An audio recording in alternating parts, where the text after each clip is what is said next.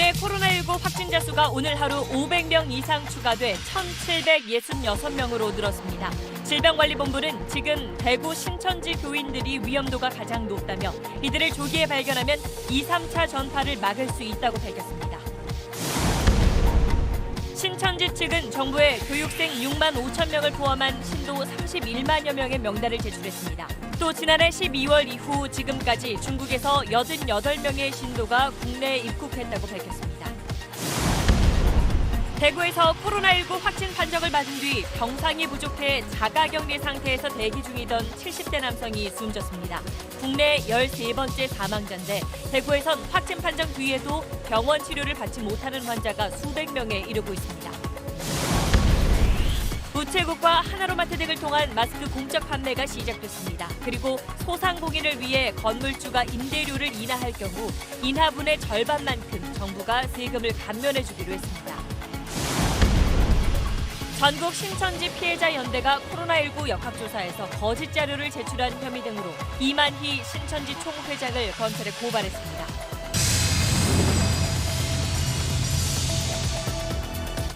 요즘 밖에서 애들 보기 힘들어. 맞아. 마음껏 뛰어놀겠군. 현대수소전기차. 네, 오늘 8시 뉴스는 우선 지금까지 확인된 코로나19 환자부터 정리하고 시작하겠습니다. 오늘 하루 505명이 추가로 확진 판정을 받으면서 전체 환자 숫자는 1,766명으로 늘었습니다. 숨진 사람도 1명 더 늘어서 모두 13명이 됐는데 병실이 부족해서 입원하지 못했던 환자였습니다. 이 사망자 관련 내용은 잠시 뒤에 자세히 알아보고 우선 김영래 기자가 지역별로 환자 현황부터 전해드리겠습니다. 오늘 신규 확진자 505명이 발생하면서 국내 누적 환자 수는 1,766명까지 늘어났습니다. 신규 확진자의 90% 가까이는 상황이 가장 심각한 대구 경북 지역에 집중됐습니다. 특히 대구는 확진자가 422명 늘면서 누적 환자가 1,000명을 넘었습니다. 수도권에서도 환자가 계속 늘고 있습니다. 서울에서는 오늘 하루 7명이, 경기도에서는 11명이 새롭게 확진 판정을 받았습니다. 서울 지역은 주로 은평 성모병원과 기타 산발적인 발생 사례가 많이 보고되었고 나머지 지역도 일부 소규모의 유행들이 발생한 지역들이 있습니다.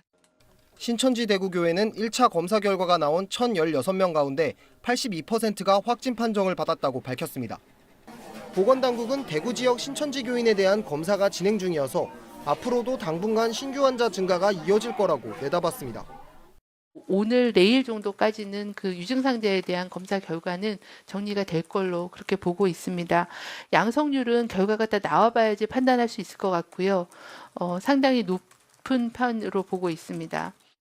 신천지 교인에 대한 조사 결과가 반영된 뒤에는 확진자 증가 추세가 꺾일 것으로 보느냐는 질문에는 추가적인 정보가 필요하다며 즉답을 피했습니다.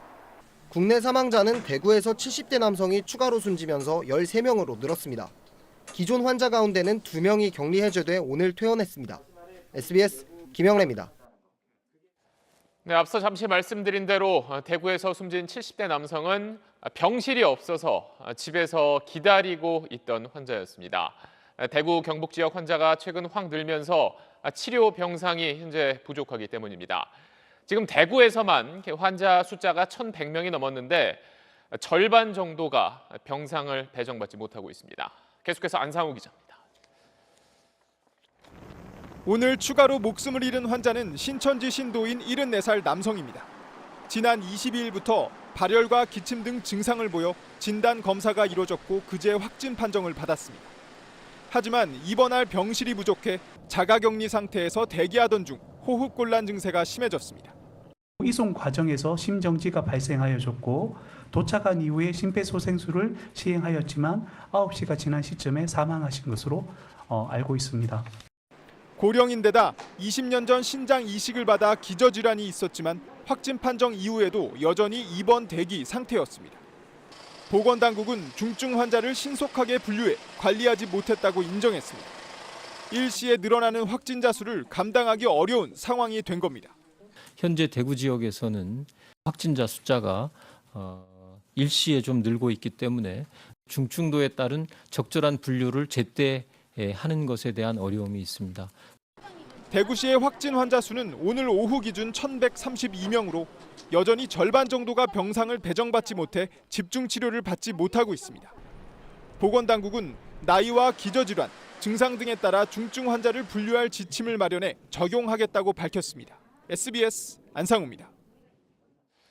자, 그래서 대구에서는 병상을 계속 늘리려고 하고 있고 또 바이러스와 싸움에 힘을 보태겠다면서 대구로 향하는 의료진들의 헌신도 이어지고 있습니다만 의료 시설과 인력 여전히 부족합니다. TBC 남효주 기자를 연결해서 대구 상황 살펴보겠습니다. 자, 남효주 기자, 대구 지역에서 환자들 치료하기 위해 추가로 확보한 병상이 어느 정도 되나요? 네, 어제 하루 대구시가 긴급 확보한 병상은 549개입니다. 이에 따라 대구시 내 코로나 환자 병상은 1,013개까지 늘었는데요. 이렇게 병상을 늘려도 환자 증가세를 따라잡지 못하고 있습니다. 오늘도 확진자가 422명이나 추가가 돼서요. 대구의 확진자는 1,132명까지 늘었습니다. 병상 개수와 환자 수만 비교하면 100명이 넘는 환자가 입원을 못하는 상황입니다. 하지만 실제로는 숨진 13번째 환자처럼 확진자의 절반이 넘는 580여 명이 입원 대기 상태로 자가격리 중입니다. 더 큰 문제는 병상이 있어도 환자를 돌볼 의료 인력 등이 부족하다는 점입니다. 권영진 대구시장은 특히 간호 인력이 많이 부족하다며 자원봉사에 나서줄 것을 호소했습니다. 정부는 국군 대구 병상에 추가로 300병상을 마련하기로 하고 경북 지역에도 이달 말까지 800여 개 병상을 추가 확보하기로 했습니다. 네, 그리고 지금까지 사망자가 7명 나온 경북 청도 대남병원에 있던 환자들은 모두 서울로 옮기기로 했네요.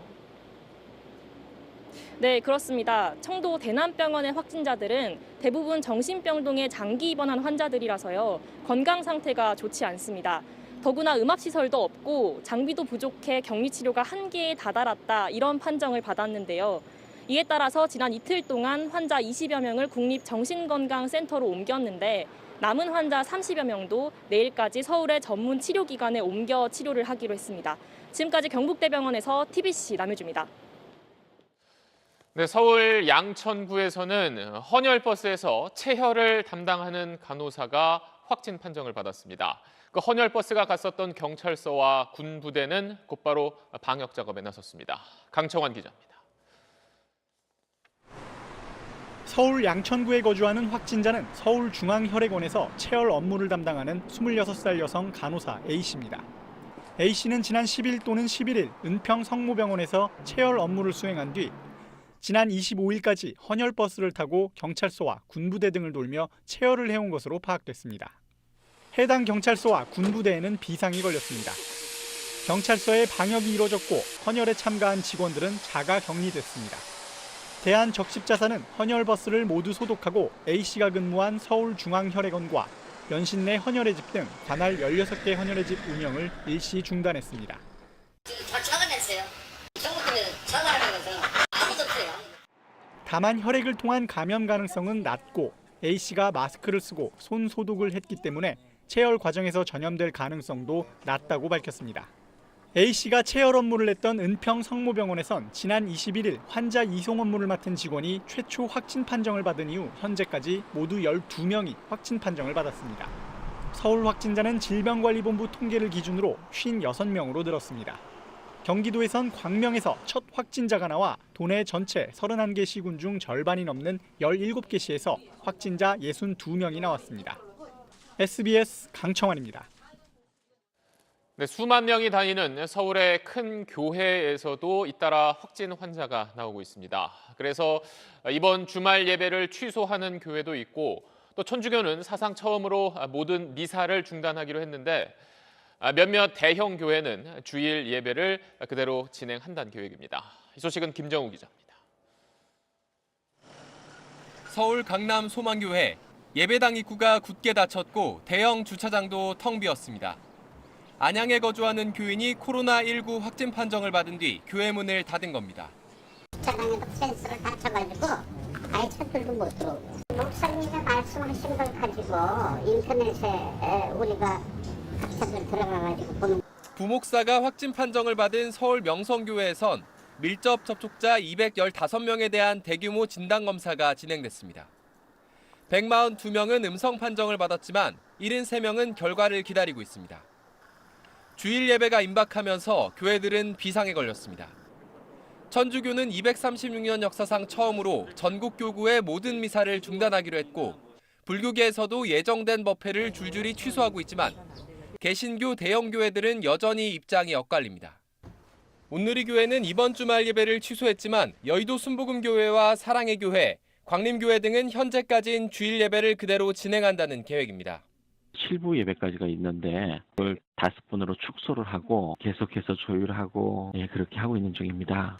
정부는 밀폐되고 협소한 공간의 행사 중단 등을 기독교계에 강력히 요청한 상태입니다. SBS 김정우입니다. 요즘 사람들이 밖에 나가길 꺼리면서 집에서 음식이라든지 필요한 물건 주문하는 경우가 많은데, 서울 송파구에서 배달업체 일을 하던 사람이 확진 판정을 받았습니다. 배달원 노조는 당국이 예방 대책을 마련해야 한다고 주장했습니다. 이 내용은 김민정 기자가 취재했습니다. 서울 송파구의 한 아이스크림 매장. 불이 꺼져 있고 문은 굳게 닫혀 있습니다. 지난 24일 이곳에서 점주와 아들이 코로나19 확진 판정을 받았는데, 배달을 위해 22일 이곳을 들렀던 40살 배달원 A씨도 코로나19에 감염됐습니다. A씨는 배달 도중 마스크를 벗고 점주와 10분간 대화를 나누는 과정에서 감염된 걸로 알려졌습니다. 이곳에서 배달을 한 다른 배달원 2명은 음성 판정을 받았습니다. 배달원들은 공개된 확진자 동선을 확인한 배달대행업체 본사가 검사를 권유할 때까지 해당 매장에서 확진자가 나온 사실을 모르고 있었습니다. 왜 연락을 안 하신 건가요? 저희도 CCTV를 보는데 인력의 한계가 있고 시간의 한계가 있잖아요. 배달업체 통해서 콜이나 이런 부분을 확인할 수 있겠더라고요. 향후에는 그런 부분을 확인할. 배달원 노조는 기자회견을 열고 소비자와 배달원이 대면 접촉할 필요가 없는 선결제를 확대하고 환자 발생 매장 정보를 즉시 제공하는 등 업체와 보건당국에 대책 마련을 촉구했습니다. 선결제 시스템이 우선 도입돼야 된다고 생각합니다. 확진자 정보가 나오면은 라이더들한테 재빠르게 공지가 돼야 되는 거고, 정부는 배달원을 포함한 특수고용 노동자에 대한 별도의 감염병 예방 지침을 만들어 곧 배포하겠다고 밝혔습니다. SBS 김민정입니다. 네, 부산과 경남 지역도 이제 환자 숫자가 100명을 넘었습니다. 부산에서는 한 재활병원 직원들이 차례로 확진 판정을 받으면서 그곳에 입원한 환자들이 지금 격리된 상태입니다. 현장에 KNN 김성기 기자가 나가 있습니다. 김 기자, 그 병원에서 그제에 이어 환자가 1명 더 나온 거죠? 네, 부산 해운대 나눔과 행복병원 앞에 나와 있습니다.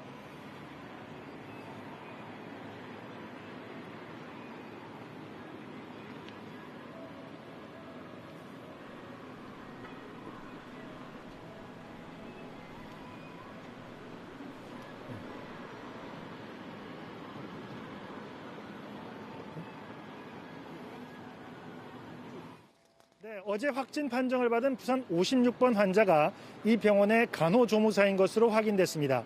앞서 25일 확진 판정을 받은 이 병원 물리치료사에 이어서 또 확진자가 나온 겁니다. 보건당국은 이 병원 5층과 6층을 봉쇄한 뒤에 입원 환자들을 격리하고 있습니다. 5층 환자와 직원 등 42명 검사 결과 모두 음성 판정을 받았지만 오늘 추가 확진자가 나온 6층 인원 88명에 대해서는 검사가 진행 중입니다. 외래 환자와 신체적 접촉이 많은 물리치료사에 이어서 간호조무사까지 확진 판명을 받으면서 추가 확진자가 나올 우려도 제기되고 있습니다. 네, 경남 쪽도 알아보겠습니다. 병원이 통째로 봉쇄된 경남 한마음 창원병원에서도 지금 추가로 확진자가 나온 거죠? 네. 어제까지 3명의 의료진 확진자가 나온 한마음 창원병원에서 오늘도 3명의 추가 확진자가 나왔습니다. 수간호사 1명과 응급실 간호사 1명, 행정실 직원 1명입니다. 현재까지 병원에 격리된 192명과 의료진 확진자의 접촉자로 분류된 83명에 대해 검사가 진행 중인데 추세로 봤을 때 여기서 확진자가 더 나올 가능성이 높습니다. 다만 이들 모두 선제적으로 격리 조치가 된 상태였기 때문에 외부로의 전파 가능성은 낮을 것으로 보고 있습니다. 부산은 오늘 추가 확진자가 3명 나왔는데 2명은 같은 유치원 교사와 행정 직원이며 한 명은 온천교회 연관 확진자의 어머니인 것으로 확인됐습니다. 지금까지 부산 나눔과 행복병원에서 KNN 김성기입니다. 네, 오늘부터 값싼 마스크를 살 수 있다는 어제 정부 발표에 따라서 오늘 약국이라든지 우체국 갔던 분들 많으실 텐데 대부분 빈손으로 돌아가야 했습니다. 가장 급한 대구와 경북 지역에 우선 190만 장이 풀렸지만 턱없이 부족한 양입니다. 우선 TBC 박철희 기자가 대구 상황부터 전해드리겠습니다. 정부가 오늘부터 마스크를 살 수 있다고 예고한 농협 하나로마트. 하지만 허탈한 대답만 돌아옵니다. 저희도 아직 안 들어왔거든요. 한 3월 초쯤 되면 들어오지 싶어요. 오늘부터 가지고? 네. 빠르면 오늘부터 살 수 있다던 약국과 홈쇼핑도 사정은 비슷합니다. 지금 홈쇼핑 나오는데도 전화를 해도 안 돼. 4,000장이라 한데도 어제도 해도 안 되고 오늘도 해도 안 되고. 이게 전쟁이죠. 대구시가 읍면동과 통반장을 통해 어제 저녁부터 190만 장을 풀었지만 그간의 갈증을 해소하기엔 턱없이 모자랍니다. 1인당 평균 한 장꼴에도 못 미친 탓입니다. 오후 들어 우체국과 하나로마트의 일부 물량이 풀리면서 곳곳에 긴 줄이 늘어섰습니다.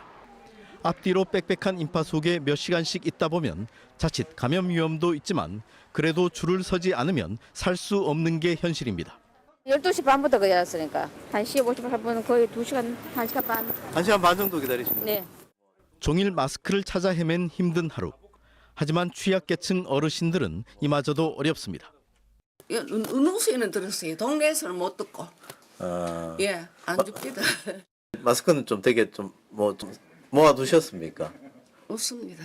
하나로마트 측은 오늘 공급한 마스크는 정부 물량이 아닌 자체 확보 물량이라고 설명했고 대구시는 내일 공급분을 아직 확보하지 못했다고 밝혔습니다. TBC 박철희입니다. 자, 이렇게 마스크 공급이 늦어지면서 오히려 혼란만 커지자 경제부총리가 오늘 사과했습니다. 정부가 이야기한 마스크 물량이 정상적으로 공급되기까지는 하루 이틀 정도 더 걸릴 걸로 보입니다. 이어서 재희원 기자입니다. 서울 시내 약국들은 마스크를 사러 온 사람들을 돌려보내느라 종일 진땀을 흘렸습니다. 공적 판매 물량을 아직 받지 못했기 때문입니다. 오늘은 이제 정부에서 풀린다는 소식을 듣고 오셔서 왜 온다더니 안 와요 항의를 많이 하시죠. 전화기도 불나지. 또 다른 공적 판매처인 우체국도 사정은 마찬가지입니다.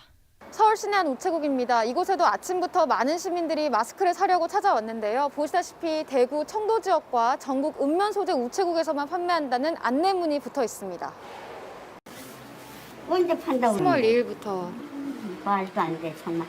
세상에 노인네들은 이렇게 하여튼 발걸음 먹고 힘들게 하는 거야. 대구 경북 지역 외의 농협 하나로마트도 물량 확보에 어려움을 겪고 있습니다. 아직 안 들어왔어. 정부에서 공급을 아직 못해. 내일 누른다는 얘기도 있고. 강릉시의 경우 정부 공급을 기다릴 수 없어 미리 확보한 마스크 6만 장을 구매 원가로 판매했지만 종일 줄을 서고도 사지 못한 시민들이 항의하는 일도 있었습니다. 비판이 커지자 정부는 생산업체와 공적 판매처 간 계약 과정에서 시간이 필요했다고 해명했습니다. 여러 조치에도 불구하고 아직 마스크 수급 불안이 여전히 발생하고 있어 이에 대해 국민 여러분께 송구하다는 말씀을 올립니다. 정부의 마스크 공적 물량이 정상적으로 공급되기까지는 하루 이틀이 더 소요될 전망입니다. SBS 재희원입니다. 네, 코로나19 우리가 충분히 극복할 수 있습니다. 그러기 위해선 모두의 협조와 성숙한 시민의식이 무엇보다 필요합니다. 그런데 지금도 질병관리본부 콜센터에 장난 전화를 거는 사람이 있는가 하면 거짓말로 코로나19 검사를 받았다가 구속된 사람도 있었습니다. 자세한 내용 민경호 기자 전하겠습니다. 음식점 배달원으로 취업한 A씨는 지난 23일부터 경찰 조사를 받았습니다.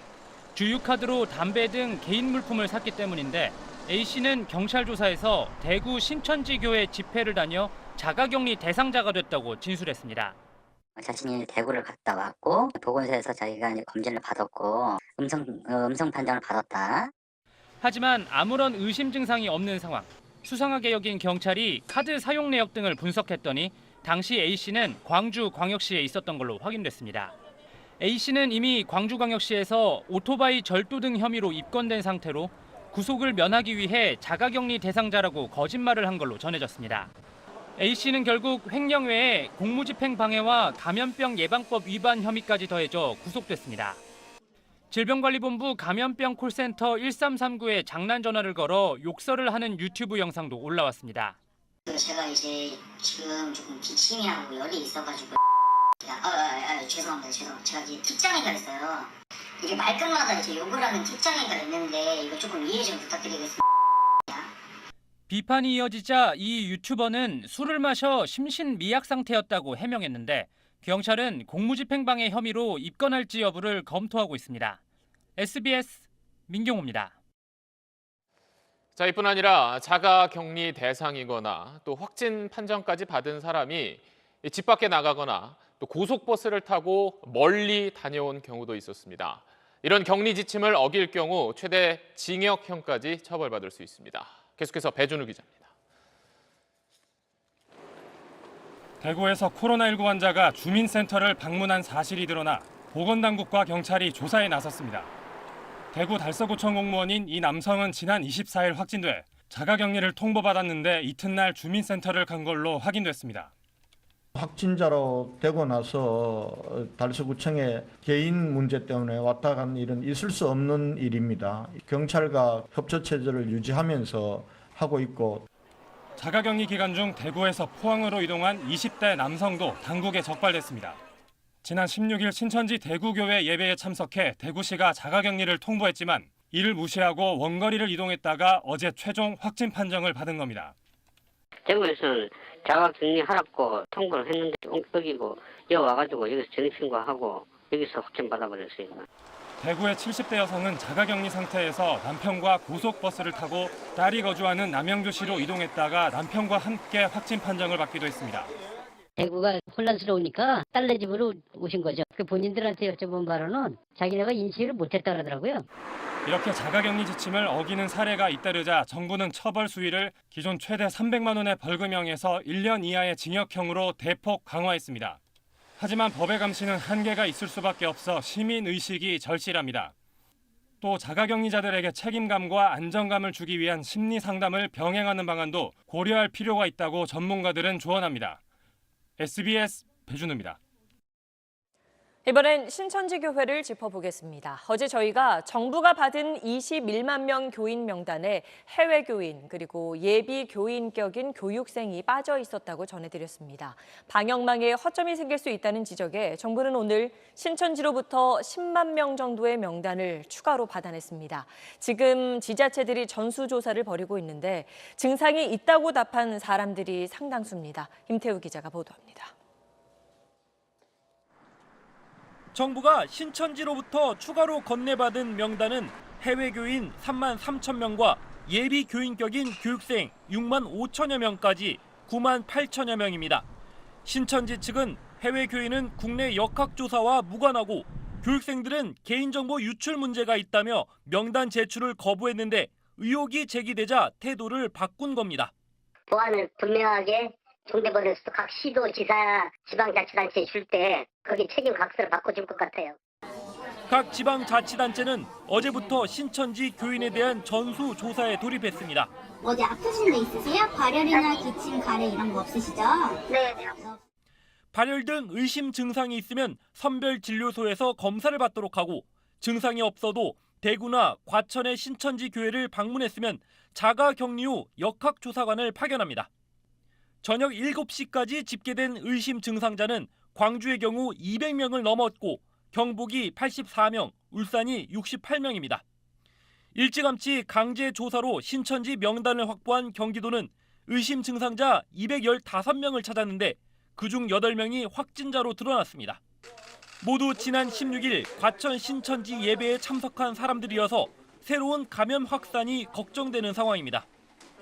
이런 우려를 반영하듯 과천시는 확진자 2명이 나온 신천지 합숙소를 코호트 격리 조치했습니다. 연락이 닿지 않거나 소재가 불분명한 교인은 경찰 전담팀 5,700여 명이 추적하고 있습니다. SBS 임태우입니다. 신천지는 기성교단처럼 포장해 포교를 담당하는 이른바 위장교회를 운영하고 있습니다. 이런 식으로 활동하는 목사가 100명에 달한다는 얘기도 나오는데 이 때문에 신천지 관계자들과 접촉하면서도 그 사실조차 모르는 사람들이 많을 거라는 걱정이 나옵니다. 김영하 기자가 자세히 전해드립니다. 신천지 내부 소식에 밝은 한 일간지가 지난달 보도한 신천지 정기총회 내용입니다. 신천지가 올해 역점 사업으로 기성교단 목회자가 신천지 교리를 배워서 가르치도록 하는 교육을 대폭 확대한다는 내용을 첫머리에 올렸습니다. 신천지에서 교육받고 있는 기성교회 목회자가 100여 명에 달하고 올해는 이 숫자를 1000명으로 늘리겠다는 겁니다. 신천지 탈퇴자들이 증언해온 이른바 위장교회의 존재를 신천지 스스로 인정하고 있는 셈입니다. 신천지랑은 전혀 상관없는 그냥 일반 장로 교단처럼 보이는데 알고 보면 신천지 교리로 설교하는 사람들이에요. 이들이 기성교단에 들어가는 전략은 다양합니다. 일부러 신학교에 잔입해서 공부하시고 목사 자격증을 따시는 그 위장교회 담당자분들도 있으시지만 자격증을 누구한테 빌려서 하는 경우도 많아요. 위장교회는 정체가 드러나면 지역을 옮기거나 아예 문을 닫아버려 꼬리를 잡기가 쉽지 않다는 게 탈퇴자들의 얘기입니다. 이름을 계속 바꿔요. 그래서 위장교회인 거를 다 숨겨가지고 제가 나왔을 때만 해도 있었었는데 이런 위장교회 교인들은 신천지 소속 목사들과 접촉을 하면서도 위험에 노출된 사실조차 모를 수 있습니다. 당국이 확보한 신천지 교인 명단에 이런 목사들의 명단도 포함된 건지 확인할 필요가 있습니다. SBS 김영하입니다. 이런 가운데 행방이 묘연한 이만희 신천지 총회장이 오늘 검찰에 고발당했습니다. 코로나19 확산 책임이 있다는 건데 검찰이 당장 수사에 착수할 가능성은 높지 않아 보입니다. 이한석 기자가 보도합니다. 코로나19 역학조사에서 거짓 자료를 제출했다. 전국 신천지 피해자 연대가 이만희 신천지 총회장을 검찰에 고발한 주된 이유입니다. 거짓 자료를 제출하거나 고의로 사실을 은폐하면 감염병 예방법에 따라 2년 이하의 징역이나 2천만 원 이하 벌금에 처하는데 신천지 측이 이 총회장 지시로 관련 시설을 은폐하는 등 자신들의 신분을 감추기 위해 코로나19 확산을 방치하고 있다는 겁니다. 국민을 우롱하고 국가기관의 협조 요구에 거짓말과 은폐로 일관해온 신천지 교주 이만희를 구속하고 처벌하여 주십시오. 또 이 총회장이 거액의 재산을 형성하는 과정에서 횡령과 배임, 정치권에 로비한 의혹이 있다고 주장했습니다. 대검찰청은 오늘 신천지 본부가 있는 수원지검에 사건을 바로 배당했지만 당장 수사에 착수할 가능성은 높지 않아 보입니다. 지자체와 보건당국이 신천지 관련 자료를 확보하는 게 더 신속하고 효과적이라고 보고 있기 때문입니다. 세월호 참사 당시 구원파에 대한 대대적인 수사로 정부의 구조 실패 책임을 종교단체에 전가하려 했다는 비판도 즉시의 수사 착수 가능성을 높지 않게 보는 이유 중에 하나입니다. SBS 이한석입니다. 서울시가 광화문 세종대로에 설치돼 있던 농성 천막들을 오늘 모두 철거했습니다. 구속된 전광훈 목사는 3.1절을 하루 앞두고 계획했던 토요일 대규모 집회는 취소했지만 일요일 광화문 예배는 강행하겠다고 밝혔습니다. 정반석 기자입니다. 행정 대집행을 실시합니다. 서울 종로구청과 용역업체 직원 300여 명이 천막을 뜯어내기 시작합니다. 전광훈 목사가 이끄는 범투본 등 4개 단체가 광화문 세종대로에 불법 설치한 천막 7동이 오늘 아침 철거됐습니다. 범투본 천막은 충돌 없이 철거됐지만 마사의 부조리를 고발한 고 문종원 기수 시민대책위에 천막 철거 과정에선 충돌이 빚어져 대책위 측 4명이 경찰에 연행됐습니다. 서울시는 코로나 확산을 막기 위한 조치라며 철거 비용 5천만 원은 천막을 세운 단체들에게 청구할 예정입니다. 경찰이 도심 집회를 금지하면서 전광훈 목사 측은 3.1절을 앞두고 토요일 예정했던 대규모 집회를 중단하겠다고 밝혔습니다. 범국민적인 걱정과 우려를 해소하기 위하여 유튜브 대회로 전환하기로 결정하였습니다. 전 목사는 그러나 구속 적부심을 받고 나오면서 3월 1일 일요일 도심 예배는 그대로 진행하겠다고 말했습니다. 예배는 해야지. 경찰은 예배 명목으로 행사를 열어도 참가자가 정치적 발언을 하거나 함께 구호를 외치는 등 집회 성격을 띈다면 즉시 강제 해산할 방침입니다. SBS 정만석입니다. 이번엔 다른 나라들은 어떤지 전 세계 상황 살펴보겠습니다. 오늘 브라질에서 첫 환자가 확인되면서 이제 중남미까지 세계 모든 대륙에서 환자가 나왔습니다. 자, 중국 말고 사망자가 지금 가장 많은 나라는 19명이 숨진 이란입니다. 그런데 이란의 확진 환자는 141명이라서 이 통계가 맞는 건지 신뢰도에 의문도 있는 상황입니다. 자, 유럽에서는 이탈리아에서 456명이 확진 판정을 받았고 12명이 숨졌습니다. 자, 이렇게 전 세계에서 환자가 계속 늘어나자 미국이 우리나라를 비롯한 일부 국가들에 대해서 입국 금지 조치를 내리는 것 아니냐는 관측도 나왔었는데 트럼프 미국 대통령은 일단 지금은 적절한 때가 아니라면서 선을 그었습니다. 워싱턴 김수형 특파원입니다. 이틀 연속 뉴욕 증시가 코로나 공포로 폭락하자 트럼프 대통령이 보건 당국자를 모두 불러 기자회견을 자청했습니다. Because of all we've done, the risk to the American people remains very low. 한국, 이탈리아처럼 코로나19 감염자가 급증한 국가에 대해 입국 금지 조치를 할 것이냐는 질문에 할 수도 있지만 지금은 때가 아니라고 답했습니다. At a right time, we may do that. Right now, it's not the right time, but at a right time, and we are checking people as they come through, specifically for the problem. 한국이 감염병 유행에 잘 대처하는 국가 중 한 곳이라는 대학 연구 자료를 들어보이기도 했습니다. 입국 금지 같은 강력한 조치가 나올 경우 한국 증시가 크게 하락할 수 있고 이게 다시 뉴욕 증시에 악영향을 미치는 파급 효과를 우려했다는 분석도 있습니다. 미 국무부는 한국에 대한 여행 경보를 꼭 필요한 여행이 아니면 다시 생각해보라는 3단계로 격상했습니다. 4단계 여행 금지 바로 아래 단계입니다. 한국발 여행객의 입국을 금지하는 국가는 22곳으로 전날보다 5곳이 늘었고 강제 격리 등 입국 절차를 강화한 나라도 전날보다 8곳이 늘어 21곳이 됐습니다. 워싱턴에서 SBS 김수영입니다. 한국에서 오는 사람들을 통제하는 지역이 늘고 있는 중국에선 한국인을 피하는 분위기까지 생기고 있습니다.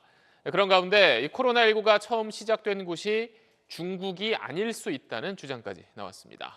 이 내용은 베이징 정성엽 특파원이 전해왔습니다.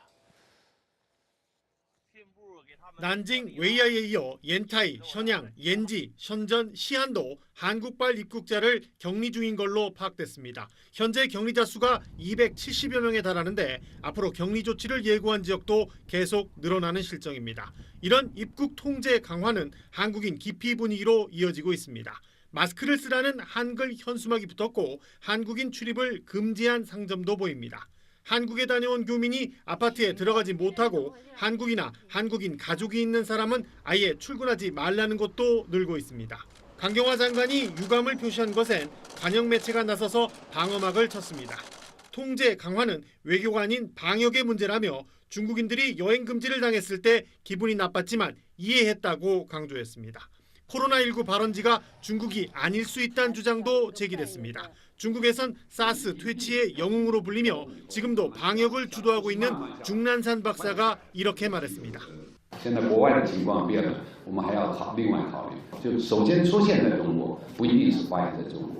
바이러스가 우한 수산시장이 아닌 다른 곳에서 발생했다는 의혹을 넘어서 아예 외국에서 발원했을 수 있다는 얘긴데 구체적인 근거를 제시하지 않았습니다. 코로나19 방역에 어느 정도 자신감이 생긴 중국이 이젠 전염병 진원지라는 오명을 벗어나 보려는 것 아니냐는 해석이 나옵니다. 베이징에서 SBS 정성엽입니다. 네, 이번 사태의 가장 큰 원인이 중국에서 온 한국인이라고 했던 어제 복지부 장관의 발언 이후 중국인 입국 금지를 둘러싼 논란이 다시 거세지고 있습니다. 왜 전면 금지를 하지 않고 있는지 오늘 청와대가 공식 입장을 냈는데 자세한 내용을 김정윤 기자가 전하겠습니다. 청와대는 입국 금지를 하지 않는 이유로 5가지를 제시했습니다. 우선 중국인 입국자 전원을 대상으로 별도 입국장에서 소독과 발열 체크를 하고 자가 진단 앱을 쓰게 하는 등 특별 입국 절차를 실시하고 있는데 이게 실효적으로 작동 중이란 겁니다. 둘째, 국내 확진자들 가운데 중국인은 11명에 불과하고 이마저도 최근 입국자가 아니어서 입국 금지에 실익이 없다고 청와대는 설명합니다. 또 최근 중국인 입국자 수가 많지 않은데 중국으로 가는 우리 국민은 2배 가까이 많다는 점도 강조했습니다. 최근 중국 내 신규 확진자 수가 소강 상태를 보이는 점과 봉쇄 효과가 제한적이란 WHO의 가이드라인도 이유로 꼽았습니다. 중국 눈치 보기라는 일각의 주장은 유감입니다. 정부는 방역의 실효적 측면과 국민의 이익을 냉정하게 고려했다는 점을 다시 한번 말씀드립니다. 하지만 보수 야권을 중심으로 지금이라도 입국 금지를 실시하라는 요구가 거세고 같은 요구를 하는 국민청원도 100만 명을 넘어섰습니다. 해외 유입 가능성을 조금이라도 낮출 수 있다면 입국 금지가 바람직하다는 반론입니다. 방역의 제1원칙은 감염원을 차단하는 것입니다. 이것을 극히 상식적인 것을 지금부터라도 꼭 실천하기 바랍니다. 앞으로 중국인 입국자 가운데 확진자가 추가로 나오거나 중국 내 상황이 다시 확산세로 돌아서는 등의 변수를 배제할 수 없다는 점에서 논란은 계속될 걸로 보입니다. SBS 김정윤입니다. 네, 앞서 전 세계 환자 현황 잠시 살펴봤는데 이번엔 세계 각 나라가 공개한 환자 숫자를 좀 살펴보겠습니다. 미국이 14명, 캐나다 12명, 일본이 164명. 자, 우리나라와 비교하면 꽤 차이가 있습니다. 자, 그렇다면 얼마나 많은 사람을 검사했는지도 살펴보겠습니다. 이 주황색이 검사 건수인데 다른 나라와 비교했을 때 압도적으로 우리나라가 많습니다. 검사 건수 대비 확진 환자 숫자, 그러니까 확진율은 우리나라가 2.7%입니다. 자, 이 수치는 다른 나라와 비슷하거나 오히려 낮은 편이라는 주장이 일부에서 나오고 있는데 어떻게 해석해야 할지 조동찬 의학 전문 기자가 짚어봤습니다. 코로나19 검사를 진행 중인 병원입니다. 와서 증폭시키는 장비를 통해서 있는지 없는지를 보는 장비예요. 감염 위험 없이 5시간이면 검사 결과를 받아볼 수 있습니다. 자동으로 이제 뷰어가 해석을 해줍니다. 이제 결과 네거티브가 나왔다는 거를. 전국에서 하루 2만 건 넘는 검사가 가능한 건 병원에서 잘 쓰일 수 있도록 국내 진단 키트 개발 초기부터 의료계와 긴밀한 협조가 이루어졌기 때문입니다. 처음에 시약을 개발을 하고 그 시약에 대한 안정성을 실제 의료기관이 들어가서 같이 평가하게끔 그렇게 만들어서 처음부터 교차 평가를 진행을 했고요. 빠른 진단은 조기 치료는 물론 감염병 차단에도 중요한 역할을 합니다. 환자와 환자가 아닌 사람을 구분을 먼저 해야 그다음 절차들이 이루어지지 않겠습니까? 이런 방역에 있어가지고 손쓸 수 있는 부분들이 많아지거든요. 코로나19 검사가 빠르고 정확하게 이루어지는 것은 높은 의료 수준의 지표이지만 그렇다고 가파르게 늘어나는 확진자 수를 검사 건수 확대의 결과로만 해석하는 건 경계해야 합니다.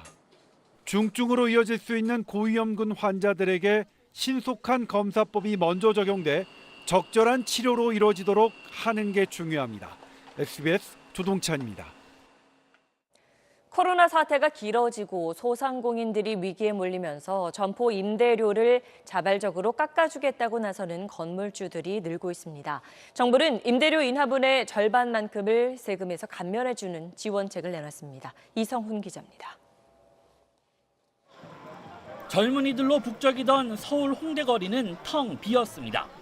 손님 없는 점포를 지키는 이영훈 씨의 가장 큰 고민은 어김없이 찾아올 이달 임대료입니다. 지금 굉장히 어렵습니다. 지금 특히나 이번 주 들어서 매출이 급감을 했고 임대료가 상당히 부담스러웠었는데 입주 상인들이 당장 길바닥에 나앉을 처지가 되자 보다 못한 건물주들이 임대료를 깎아주겠다고 나섰습니다. 상인들의 그 어려움을 같이 나누고자 우선 저희 건물부터 9개 층 전체에 대해서 한 달치 임대료를 면제를 했습니다. 이 착한 임대료 운동의 확산을 위해 정부도 지원에 나섰습니다. 우선 임대인이 소상공인에게 인하해준 임대료의 절반을 정부가 분담하기로 했습니다. 임대인의 소득이나 인하 금액 등에 관계없이 임대료 인하분의 50%를 소득세, 법인세에서 감면해드리도록 하겠습니다. 또 국가가 직접 소유한 재산에 대해선 올해 말까지 임대료를 현재의 3분의 1로 인하하고 지자체 소유 재산에 대해서도 현재 재산가액의 5% 수준인 임대료를 최저 1%까지 낮추기로 했습니다. 다만 임대료 인하분의 소득세, 법인세 감면은 법 개정을 해야 하는 만큼 국회의 협조가 필요합니다. SBS 이성훈입니다. 서울 은평성모병원에선 지난 21일 환자 이송 요원이 처음 확진된 뒤 오늘까지 관련 있는 12명이 확진 판정을 받았습니다. 서울에서는 최대 집단 감염 사례인데 이 병원을 방문했던 산모들도 예상치 못한 피해를 보고 있습니다. 안희재 기자가 취재했습니다. 어제 출산을 한 김모 씨. 임신 초 예약했던 산후조리원을 찾았지만 들어올 수 없다는 통보를 받았습니다. 지난 12일 코로나19 확진자가 무더기로 나온 은평 성모병원에 다녀와 감염이 우려된다는 이유에서였습니다. 꺼려하는 부분이 다 있더라고요. 은평 성모에 음자만 나와도 거부들을 저는 음성 판정이고 다 이제 2주가 지났고 무증상이고 이런데도 지난 21일 폐쇄된 은평 성모병원에선 지금까지 환자 이송 요원과 환자, 간병인 등 12명이 집단 감염됐습니다. 인터넷 카페엔 일부 병원과 산후조리원이 은평 성모병원을 방문했던 산모들을 거부하고 있다는 사례들이 속속 올라오고 있습니다. 코로나19 음성 판정을 받아와야 받아주겠다는 겁니다. 은평구 보건소가 관내 산후조리원들의 이 병원을 방문한 산모 수용을 자제하라는 권고도 했습니다. 연락하는 저희는 안 받고 있어요. 병원에서 안 된다고 그러니까 여기서 알아보고 계시는 안타까운 일이 있어요. 보건소에서 감청이 강하기 때문에 코로나19 환자가 발생한 병원을 들른 경우 다른 의료기관이나 조리원 같은 시설을 어떻게 이용하면 될지 보건당국의 세부적인 지침 마련이 필요한 상황입니다. SBS 안희재입니다. 앞서 전해드렸듯 환자가 급증한 대구에선 치료 병상도 의료진도 물자도 모두 부족한 상태입니다. 사명감으로 현장을 지키는 의료진들의 이야기를 박창근 기자가 들어봤습니다. 대구에선 코로나19 환자를 위한 음압병상은 물론 일반 격리병실도 부족한 상태입니다. 마스크, 방호복 등 물품의 재고량도 심각한 수준입니다. 저희들이 지금 현재 11분 정도의 음압격리 환자를 보고 있습니다. 장비와 물품이 절대적으로 부족한 것도 맞습니다. 가장 부족한 건 환자를 돌볼 의료진입니다. 휴일도 없이 24시간 병원에 머물며 환자를 돌보지만 일손은 점점 빠듯해져 갑니다. 수요일부터 집에 못 가고 있습니다. 그저께까지만 해도 경북대병원하고 몇 군데 빼놓고는 전부 다 폐쇄였잖아요. 그래서 동료들의 어려운 사정을 보다 못해 자가격리 중이던 인턴이 지도교수에게 하루라도 빨리 복귀시켜달라고 요청했을 정도입니다. 전체 의료진이 지금 많이 격리가 된 상태여서 남은 의료진들이 정말 많이 힘듭니다. 그래서 조금이라도 도움이 되고자 해서 이렇게 연락을 했었습니다. 의료진에 대한 자가격리 기준이 완화되면서 경북대병원에선 자가격리 중이던 인턴 13명 중 2명이 현장으로 복귀했지만 입원 대기자들이 늘어나는 속도를 따라잡기엔 역부족입니다. 중증 환자가 느는 것도 걱정거리입니다. 5분이 중증이고 6분은 비교적 괜찮습니다. 상태가. 그 5분 중에 한 또 3분이 지금 인공호흡기를 달고 계시고요. 효율적인 방역을 위해선 대구 경북 지역에 대한 국가적인 지원과 함께 의료 자원을 효율적으로 배분할 수 있는 기준 마련이 시급합니다. SBS 박찬근입니다.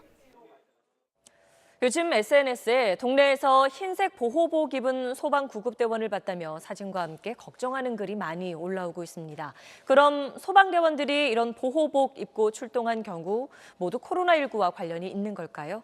사실은 코너 이경원 기자가 확인해봤습니다.